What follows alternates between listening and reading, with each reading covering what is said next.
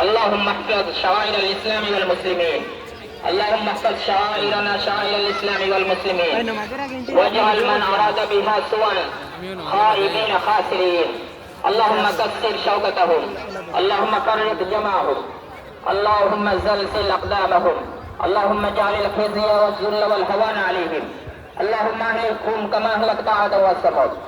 اللهم خذهم أخذ عزيز مقتدر. اللهم إنا نجعلك في نحورهم ونعوذ بك من شرورهم. اللهم أنت ربنا القوي العزيز ونحن عبادنا الفقراء الضعفاء. اللهم يا أرحم الراحمين، ربنا ظلمنا أنفسنا وإن لم تغفر لنا وترحمنا لنكونن من الخاسرين. ربنا اغفر لنا ولإخواننا الذين سبقونا بالإيمان ولا تجعل في قلوبنا غلا للذين آمنوا ربنا إنك رؤوف رحيم.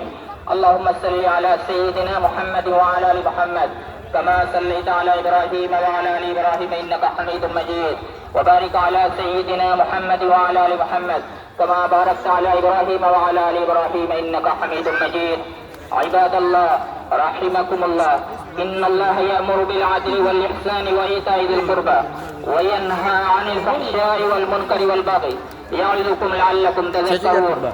اذكروا الله العلي العظيم يذكركم وادعوه يستجب لكم ولذكر الله أكبر والله يعلم ما تصنعون. الله أكبر الله أكبر الله أكبر الله أكبر الله أكبر الله أكبر الله أكبر الله أكبر الله أكبر الله أكبر الله أكبر الله أكبر.